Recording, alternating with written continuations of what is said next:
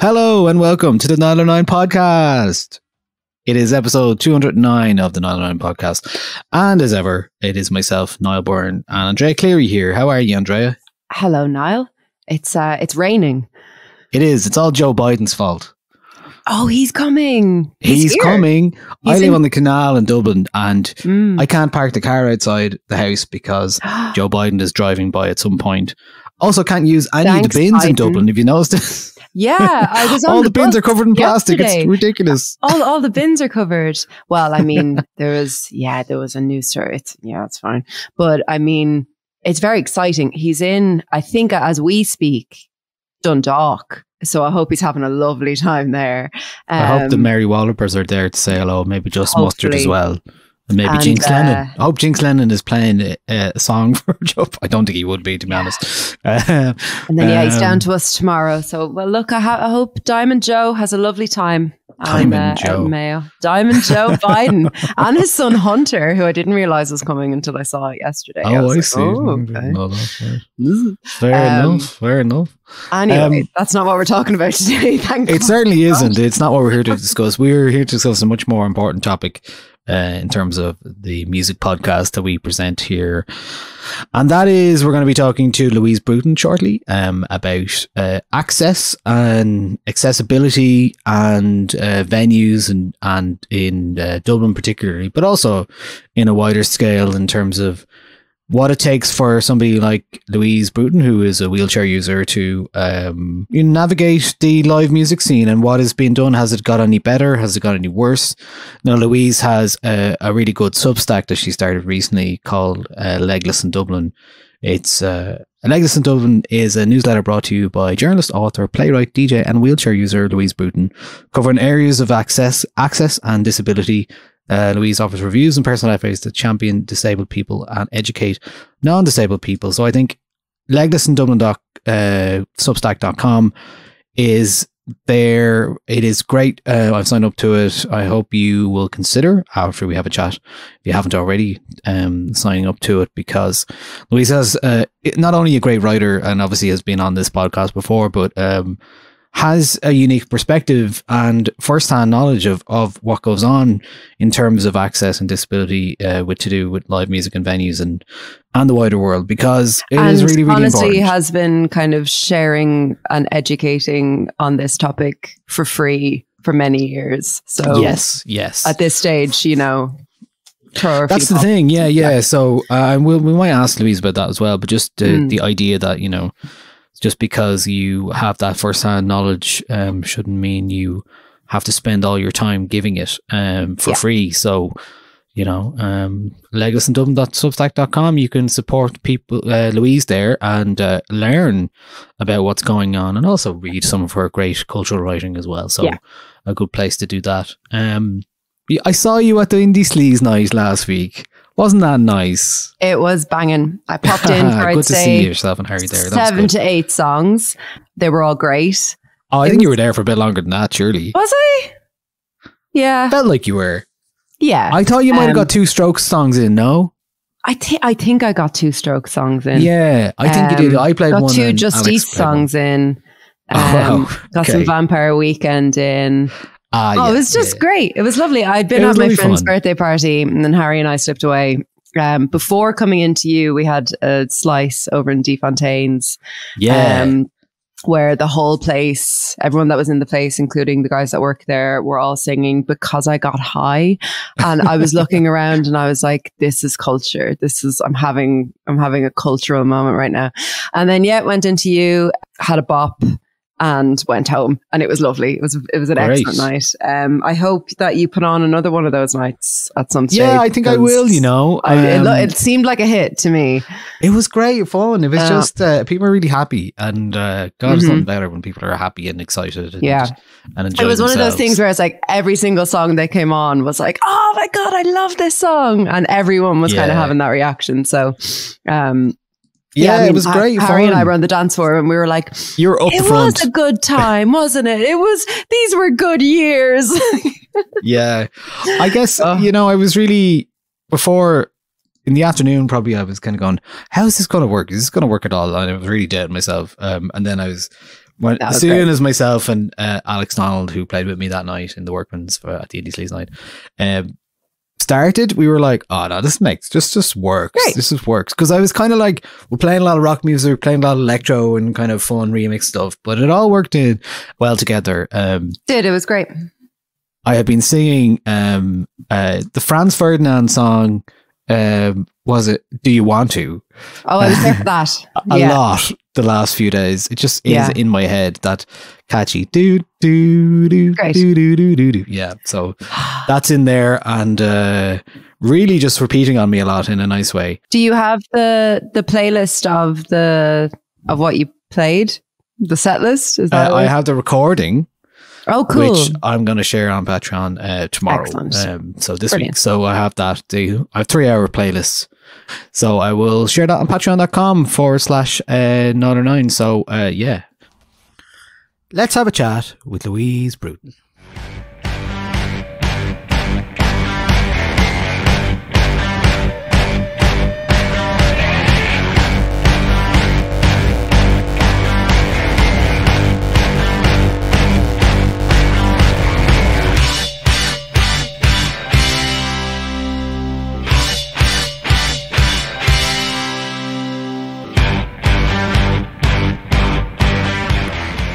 Louise, hi. Hello, how are we? How are you? Louise Bruton is here. Yeah, we're good, thanks. I thought it would be nice to chat to you about your experiences, particularly because, as we mentioned there, you have started your Substack recently, Legless in Dublin. Can you tell me why you decided to start that? Because I think that tells you a lot about where we're at. Yeah, so I've been finding that a lot of people come to me for advice on terms of running events, where they should go that's accessible, how they can improve access, all of these things that I'll get kind of in a DM or by a text or by like a really frantic phone call when something has maybe gone wrong for someone running an event. And this is something that I'm quite personally invested in, obviously, as a wheelchair user. So when somebody asks me this, I really want to do a proper job in giving them a very fully fledged answer that doesn't have any cracks or holes in it. But that's work. And that's work that I was kind of taking on outside of all of the other work that I do. And I was joking with a friend of mine who is trans, and he gets a lot of questions about bathrooms, as many questions as I get about kind of access generally in events. And I kind of said, God, wouldn't it be great if we could just like charge people? And while he can't, I realized I could, just because of whatever his working setup is. And I was like, I could actually do that. And because I'd seen so many people popping up with Substacks and charging them or setting some of them for free, I was like, I could actually just reignite my old blog, Legless in Dublin, which I started 10 years ago. Yeah. And I could just put a paywall on it, and people who ask those questions can actually pay to get the answers, instead of kind of sending me that panicked text where I have to solve everything for them at my own cost and in my own time. Yeah, it is kind of that thing, isn't it? Like, you just because you have first-hand experience doesn't mean that you have to share that or expected to share that all the time for free. But tell me about, like, so when you started Legless in Dublin, so 10 years ago originally, has anything improved since then? No, and I feel so bad for my the people who do subscribe, because I'm meant to be doing weekly reviews, and I want to share more positive stuff rather than be like, and here's another 0-star place for you to not go to. But there just isn't really enough places in Dublin specifically that are actually accessible. I mean, I could review every cinema in Dublin and maybe that would be fine, but I can't review enough pubs. I can't review enough nightclubs, mostly because there isn't enough nightclubs. There are no nightclubs. And it's hard for me to actually get into these places and to actually review them because they are mostly inaccessible. So that's another personal set of challenges for me. I actually have to go to these inaccessible places and rate them. And it's not for a great result because it's like, actually, this place isn't perfect. So it's lots of imperfect places that I'll have to review. And I had actually stopped doing Legless in Dublin because I was really sick of the lack of improvement that was happening with access. And I was really tired of laziness when it came to a lot of people running these businesses and these people running these events who just weren't giving access their full attention.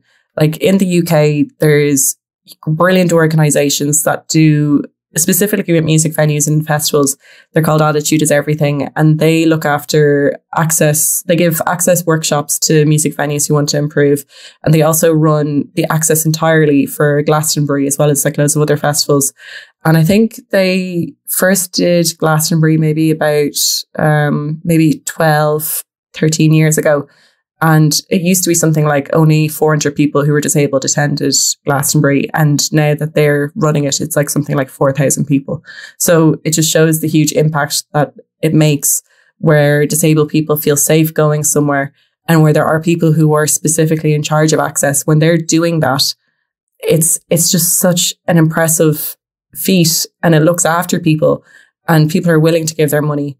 Whereas here, like, you're just kind of like, it's a bit of a wing and a prayer, no matter where you're going. If it's a music festival or a venue, you're a bit like, it's all very ad hoc when it's meant to be professional. And you're paying the full rate of a ticket, or you're paying the full rate of like an entry fee or whatever. And it's all very last minute, thrown together, slapdash. And the thing about access is it's safety. This isn't just, you know, it's more than just having like when we go down to the basic level of it, like an accessible bathroom, brilliant. But most accessible bathrooms I use in almost every venue don't have soap, don't have mirrors, don't have bins, don't have all of these things. So I'm not even getting a proper bathroom, let alone the feeling of safety and then the feeling of inclusion.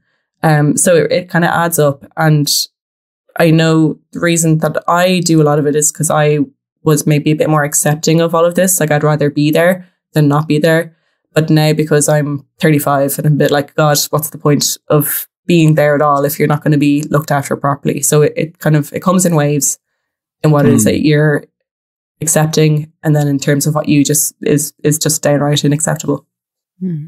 For anybody listening who isn't disabled and maybe hasn't thought about access beyond kind of being able to get in and out of the building, what is the kind of the umbrella of access when it comes to things like music venues and nightclubs? Yeah, so I recently did a review of the Academy, and like the Academy is like a great example because like it was recently renovated in like 2007, like a whole whatever, 13 years ago. No, it's not 2020. It's 23. Whatever. It's that amount of time ago. So it has a lift. It has wheelchair bathrooms. But when I actually go into the venue, there's no place for me to be. There's no place for me to actually watch the gig. But the way that they've resolved that is to bring me upstairs to like the VIP area, which doesn't actually have a bathroom on its floor. And the lift itself has to be operated by staff. So if I need to go to the bathroom, I have to get a staff member to get a key to get the lift working, to bring me down to the floor, to get the key, to bring me back up to watch the gig. But the area that is like designated as the disabled area, the railings are right at your eye level. So you don't actually get, if you were to sit comfortably, you don't actually get to watch the gig. So I have to like stick my head up against the railings and kind of like hunch down to watch the gig, which is, you know, if they had just thought it through that little bit more, I would have the perfect gig experience. But like I leave that gig kind of feeling like I've been squeezed into a box. Yeah. And you posted up a picture of that with as part of on the Substack, where you specifically with like a black bar over half like the image. I've started doing that at a lot of gigs, but like, this is my view, where say like at the 3 Arena, there's the disability kind of viewing platform is all kind of on one level. Like Niall, we've been to gigs there and if anybody stands up, that's my view immediately gone. And that, like, how many millions went into redesigning the 3 Arena. And it's like that one little thing, the thing that happens at concerts, people get up and dance. And they didn't have the foresight to be like, maybe we should have the viewing platform a little bit higher than the average standing person. And then like tickets are costing €100 for 3 Arena gigs now. So it's like, oh great, I get to see the small of someone's back. you know. And then even things like the academy, you being brought up to the VIP area, if you're going with a group of friends, it's likely that you're not going to be able to watch the gig with that entire group of friends. They might kind of have one or two people be that go up with you, but one. Yeah, it's one. Is it one? I've got a piece in the pipeline that just all about the +1 kind of element of going to gigs. I'm allowed to go to gigs with one friend. Some cinemas, I'm allowed to go to the cinema with one friend. And it's just like, who made that rule? And why are we living by it so strictly? Like, I'm going to Beyonce in Cardiff in May, and I'm allowed to have one friend with me. And, you know, Beyonce isn't something that you experience with one person. Beyonce is a group unifying experience. So it's not just an Irish problem, that specific thing. That's something like, so, yeah, where did it come from? I think that's like a ticket selling thing. I'm not quite sure where that is, but there just doesn't seem to be kind of a disabled policy for festivals and events that actually serve the entertainment of disabled people. It's getting you in the door, but that's it. Yeah. It's not getting you involved. It's not giving you that anything could happen, good feeling, not that anything terrible could happen feeling, which, you know, that happens as well. Like there's one venue that I wrote a strongly worded email to recently, because they have this access feature, which means that you can watch a gig, but entirely by yourself. You can't have someone with you.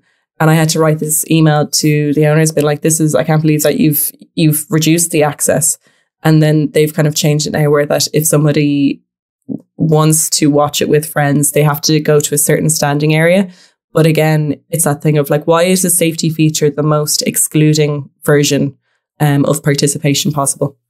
Yeah. Why is it the very, very bare minimum of this is how we can sell a ticket, but we can just keep more floor space for other people? That's, yeah. Yeah. And it's a lot of it is like, we need to protect you from, protect you from the crowds. We need to protect you from the potential of what if there's a rush? What if there's a sudden rush? And it's like, well, then everyone's in trouble if there's a rush, you know? Yeah. And it's a bit infantilizing as an excuse of we're protecting you. It's like, well, okay, but you're not thinking about the experience of a wheelchair user enough to consider that they might want a friend with them. I doubt you're also like thinking about all of the various scenarios that could go wrong at a what if there's a bomb? Well, awful. Yeah. That's really bad luck.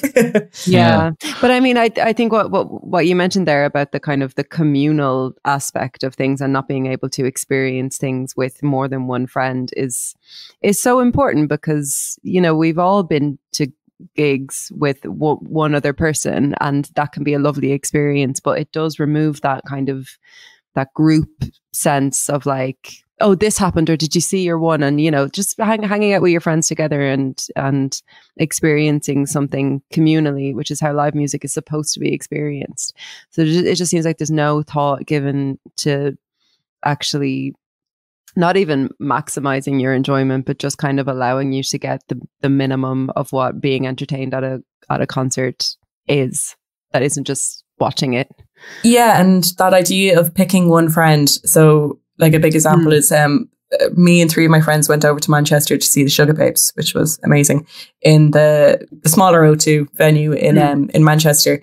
And I could bring one friend with me to the viewing area, and that was kind of a bit like, oh, which one do I pick? So we were immediately split into a group of two groups. But while we were there, they actually have this amazing service where if you're on the viewing platform, you don't have to go to the bar yourself. As staff will come out with a card reader, take your drinks order, so that you kind of get to skip a lot of the hassle. But it's also that thing of like, that's great. But wouldn't it have been great if I could have watched the gig with the entire group that I flew over, which is just like 4 people. And that's actually once you get in the venue and the venue is accessible enough for you to get in the door and experience it. But there's also the other aspect of the venues that currently don't allow access or at all. So, I mean, there's plenty of those at the moment. I know. Look, as we were talking about, I booked a gig in the Workman Cellar last weekend, and I was aware that you couldn't come, and that sucks. From my point of view, I was like, well, I had to make a commercial decision for myself that I wanted to do this, and that sucks. But like, I hate that it's exclusionary, but you're like you were saying, there's not enough clubs, not enough spaces. Like Tengu is a good example. It can be, I think that's generally quite good in terms of access because it's ground floor and only now. But you know, there's every venue has its differences. So have you encountered pushback with a lot of venues who maybe say that they're old, or they just don't have it, or they're not set up, or they're retrofitted, or whatever? So like, how do you deal with that? How is there anything to be done in that? There's the excuse of like, it's a protected building and we can't change things like that. And a lot of the time they say it's a protected building, but it actually isn't. And that's a really frustrating thing, because it is a really easy excuse to throw out, because you'll just be like, oh yeah, George in Dublin, this building can't be touched. But a lot of them can be altered. Just whoever the owners are just don't want to do the cost, because once you do it, you have to do the full proper job. So it's not just going to be like an easy quick fix. You're probably going to have to spend about like 30,000 to make sure that you're ticking every single box of access, which would be great. I mean, wouldn't that be amazing if they actually did that? And like, I often just miss the crawdaddy tripod megalith that it was, where it had 3 accessible venues within it, and now it's a pret a manger. You know, like that was just perfect. Like, and we're just missing that, and we had it and it just like slipped away. Yeah. And so, like, is there anything, do you think, that can be done in terms of, like, is it a case that, you know, I had a chat yesterday, I was talking about gender balance on lineups and stuff like that, and I was saying, okay, so if there's something that's Arts Council funded, it should be a requirement that there should be some gender balance, same as there should be a requirement in that case that, you know, you have to have access for all. So is there any way to actually address this rather than just name and shame, or is there anything else we can do? Well, like I actually use the Culture Night Fruit and Veg Market as a great example to people who I'm working with now, because that was the first time there was actually access put in place for me to get on a stage. So like, from the ticket check-in to performing or whatever, if I was a guest or if I was an artist, I was fine, I was sorted. And that's because it wasn't a traditional venue.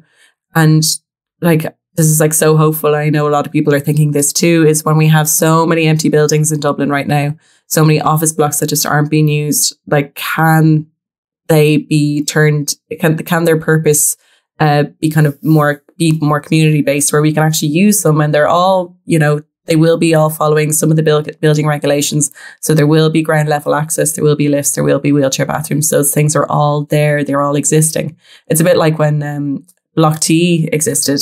When it wasn't actually Block T, when it wasn't upstairs of an old Asian supermarket, but when they started taking over Block B or whatever else it was in Smithfield. On the corner, like, yeah. Yeah, and that was great. That was, you know, that felt like we were really just like using the city when a lot of the city wasn't properly serving us. And we're now returning to that kind of phase where it's like a lot of this is sitting idle. A lot of the people don't really care about it. Who are the people who have the kind of rights to using those? Why can't we get back in there? Like, in the same way that the Fruit and Veg Market was just, it was there for the taking. I don't know, it took a lot of fight. I know I'm reducing that in a big way, but there are just a lot of spaces that can be used, and I just don't know who the gatekeepers are. Yeah.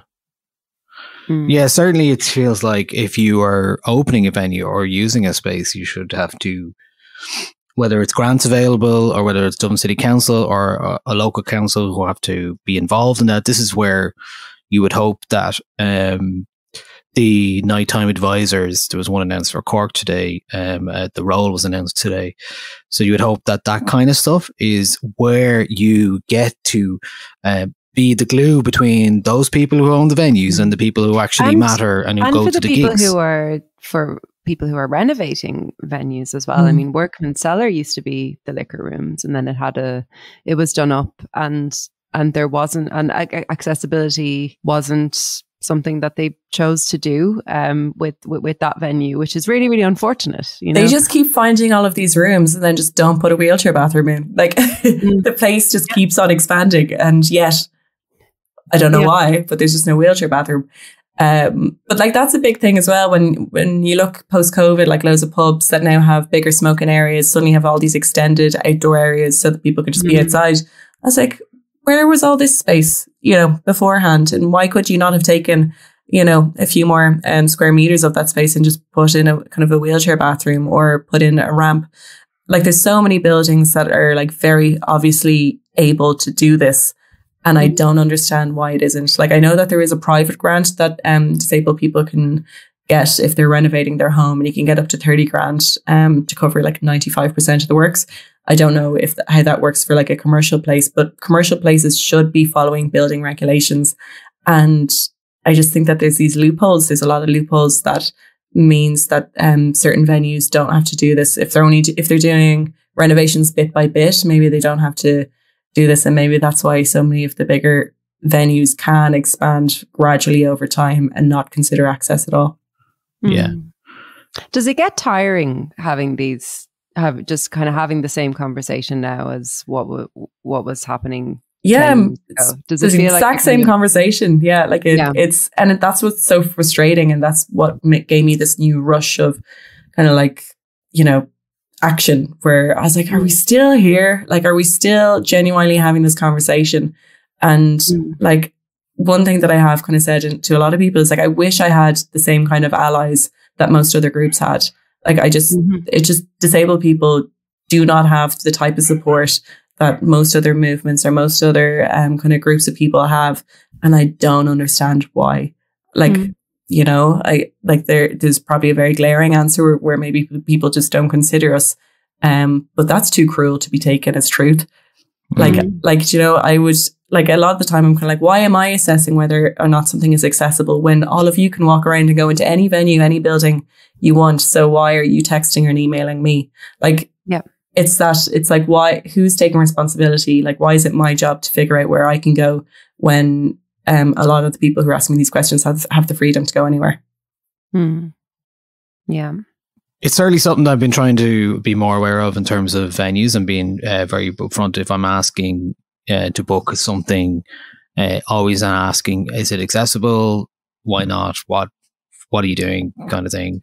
It is important. I do feel like it's on a wider scale, it is more part of the conversation. Maybe this year, the nighttime economy stuff. There was a meeting in early January the Arts Council put on where this was discussed as well a little bit. Also, I know in theatre, it's definitely a part of the conversation as well. So it's interesting to see some of that, because I think, you know, in the wider community, there's a lot more chat about inclusivity, but this is the area where really it isn't developing. And I think it's really important that people know that, because it hasn't changed. And unless people put pressure on those who are in power or who own those buildings or who run those buildings, and, you know, it's kind of like, I guess it's like, you know, I think about this in terms of when people are criticized online, you know, people get defensive. Defensive is our first form of it's the first stage of criticism, you know what I mean? So it takes it goes from there to maybe understanding and then action further down the line. So yeah, it's really tough, and it's obviously difficult from your perspective. You're living it, and there are venues that you can't go to, and so that's, I think, what people really need to know, that like it's your venues that we can all go to. Able-bodied people can go to are just not, they're exclusionary. That's the thing, and right? So it's really sad to think about, because I think it's so much still a part of the nighttime culture is culture conversation as well. It's a really, really important aspect of that. And if you think about young queer people not having access to queer spaces, or people not having access to safe spaces because of a disability and not because of any other reason.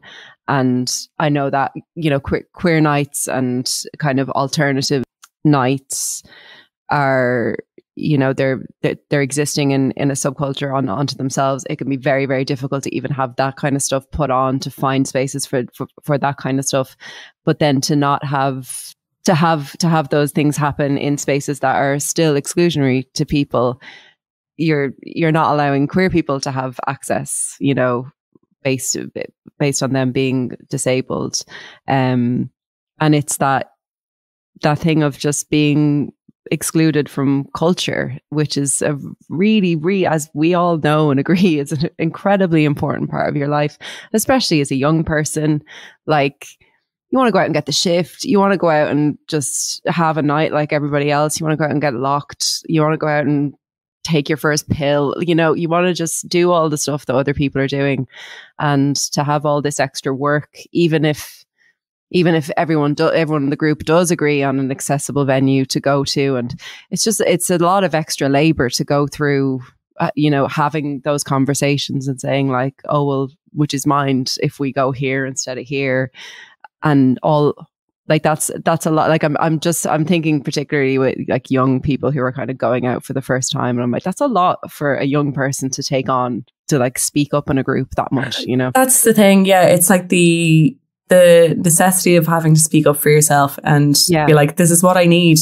And a lot of people just don't have that in them. Like, if you need to stand up for yourself, there has to be a level of confidence that comes from that. And sometimes confidence comes from life experience. And a lot of people aren't getting the life experience to give them that confidence. Yeah. So it all builds up into this big, awful Ouroboros of shame and, exclusion. So like, whenever I do hear the word inclusion, I'm like, yeah, it's not. Like, it just is not. Like, when I think of, say Mother, which used to be in an accessible space, and now it really is not. Like, when I think of all the friends that I made simply from going to Mother, I haven't seen any of them in years because I can't go there anymore. And that's like a huge thing. Like, I've maybe, like, I don't really go out anymore because I just don't have that opportunity. I only get to go out when I DJ, and that's not going out. And there's such a limitation on what is available. Like, you'll miss, like, say, like the Tivoli, where there'll be like big events that people will get excited to go for. And that's, an apartment hotel block or whatever. And then, a lot of the time, like, most of my friends are queer, and, I can't be like, no, let's go here, and drag them away from where they feel safe. So it's somewhere that I feel safe. Yeah. And there just isn't, there's just very few places, and it's really, really unfair. And I think a big thing that has been missing from a lot of my campaigning is that I've been very practical about it, but it is an emotional thing. Like, people are taking away my social life. You're taking away my livelihood. You're taking away my connection to other people. And, that's all, all is true as the fact that people aren't following building regulations, and they're both as important. Yeah. Yeah. Yeah. That's something we can all understand as well. That emotional, and especially like, as you said there, that it affects your DJ livelihood as well, because you can't DJ in all the venues. So further, compounding that fact as well. So yeah, I think if people want to follow you, it's leglessindublin.substack.com. I think. It's been great already. You've been only doing it a month and a half or so. And I hope you keep it up, because, and I hope it's not too taxing on you, because it is like something that you have to deal with every day. And but like, what I'm reading so far feels like a good mix of everything that you are about, which is pop culture and the access stuff, so just music stuff and fun things. So yeah, fun. Yeah. Yeah. I'm going to have hopefully I'll have a post for like today, and it's because it's actually the reason I started Legless in Dublin 10 years ago was because that's when I started using a wheelchair. So this is like my 10-year anniversary of being officially a wheelchair user. And the title of that blog post is 10, not just the name of the Girls Aloud Greatest Hits album. So yeah. And I wanted to ask you, just for anybody listening who is having like a bit of a wake up and like, oh shit, this isn't something I've really been thinking about. In terms of allyship, how can people kind of be better allies? How can we kind of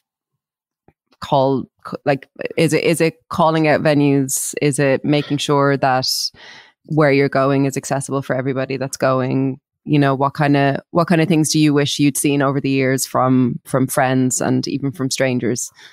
Yeah, I think if you are friends with a disabled person, I think you need to do the work. Like, I kind of regret how much I bent over backwards to make sure that my disability wasn't a hindrance to the people I was friends with.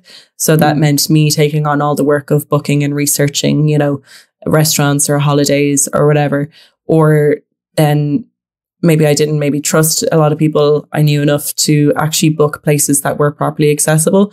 So it would be like this year, I think it is, where I'm not asking people if the places they've booked are accessible. I'm just assuming that my friends have caught up and that they know to do that. And also, like, don't be the friend who's like, can you tell me what an accessible wedding venue is? Or don't, you know, I'm not a wedding planner. I don't know your every whim and desire, which is like, I've been asked these things. So it's just do the research and show that you actually are aware of your friends' needs and also their interests. Like, I'm also a big annoyance I have is like, just because some places are accessible doesn't mean it's good, you know? So, you know, this place might have all the mod cons, but the food might be terrible. So why are we going there? You know, you can't take me to McDonald's every time. Yeah, and actually, you know, something that you say, even it applies to everyday life as well, is just being a bit more mindful of those things. Like, I remember you talking about going down or just walking down the road, and there being a bin in front of you. The way that people put their bins out for collection, and just being aware that if you put them out in a certain way, you might be stopping somebody in a wheelchair from going by. Oh yeah, bicycles. Bicycles is a big thing. So if you're locking your bike to a pole, take a look at what kind of parking space is beside that pole. Like, the amount of times I've had like bicycles being like locked up right beside the door of my car and I can't get into my car at all. So, and I've caught a few people in the act. I'm like, hello. And then they get so shameful and run away. But it's that thing. It's like, just like look around, take a look at what the purpose is of the space around you. Who needs it? Who needs to get by? And like, the amount of new parents who kind of say to me like, God, Dublin's in bits, because they now experience Dublin as someone who's pushing a buggy. I'm like, yeah, it is. It's a bit like when certain dads discover feminism because they have little girls. It's like, you know, it shouldn't take parenthood for you to realize that, hey, life is hard. Yeah, absolutely. For sure. Yeah. It's definitely something that I've become more mindful of over the years, of if I just see someone, you know, parked up on the path or something, I'm like, just think, just have a think for a second, you know? Yeah. And also, like, a big thing with music venues and like nightclubs and bars and all that kind of thing, the wheelchair toilet is always the drug toilet. And, you know, whatever, but don't be rude to me when I need to use it. Like, I had to knock on a door recently for ages, and a bunch of non-disabled people opened up the door being like, do you mind? I was like, lads, this is the one toilet I can use. You have many cubicles. Get out.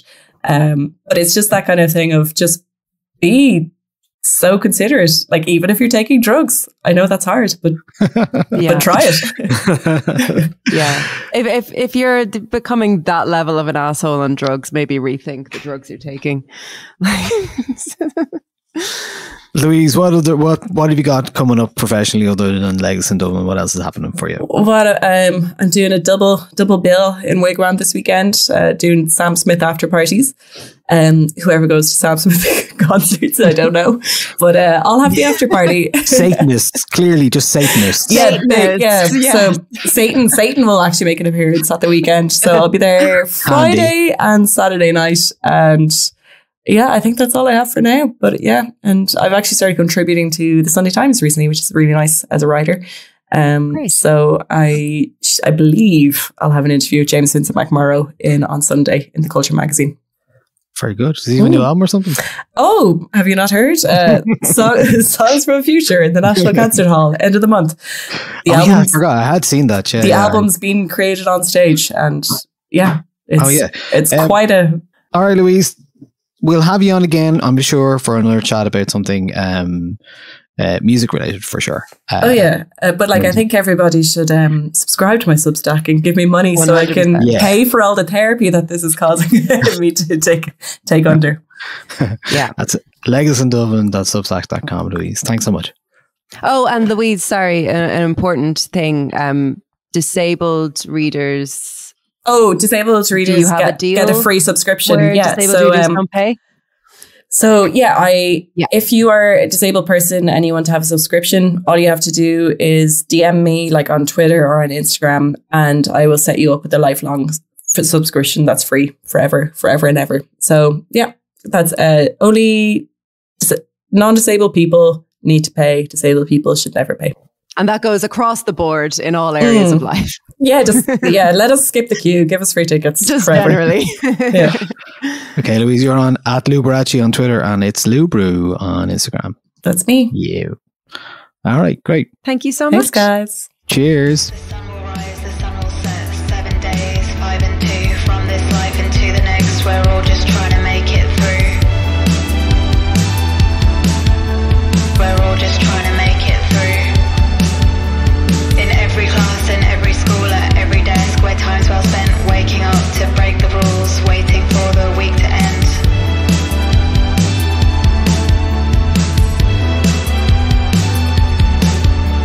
The same old tale repeats itself, 9 to 5, year on year, thoughts and hopes left on the shelf. Escape on Friday, get caught on Monday. Escape on Friday, get caught on Monday. The sun will rise, the sun will set.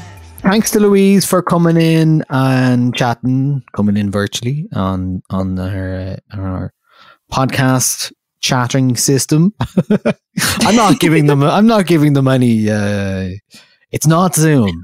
Not that I'm against it. I just don't want to say it. If you're an alternative to Zoom, you know who you are. You know who you are. We don't really know what we're doing next week, but sure, there's no surprise there. If you have any ideas for what we should do next week, you should join our Discord. No, I was doing the link. Nialler9.com patreon.com/Nialler9, and you get access to the Discord, which is a fun community of music lovers, film lovers, and television lovers. And also you can get access to Niall's Indie Sleaze playlist that he played. Recording. It's a recording. And playlist as well. There's a playlist as well. From recording and playlist and other playlists, classic playlists from throughout the years. If you were looking for somewhere to talk about Succession Season 4, Episode 3 spoilers, well, the Discord is the place for you. A private channel in which you'll only be allowed in once you've seen the episode, because that's what I had to do yesterday in the telly. I haven't joined that channel. Oh, you've seen it, have you? Yeah, is it all happening in that other channel, in the Lux channel? If you have anything to add, I will add you in. Please do. Yes. Oh, I have a lot to say about episode 3. Good. My God, but a stunning piece of work. Absolutely. I know somebody it was spoiled for, and even that. Do you know what? Honestly, I think the thing that happens isn't what you're watching it for. It's I want to watch it again. Around it, you know. It was so good. Yeah, me too. So there's a kind of a behind the episode, just a short, maybe 10-minute thing, which is really, really good.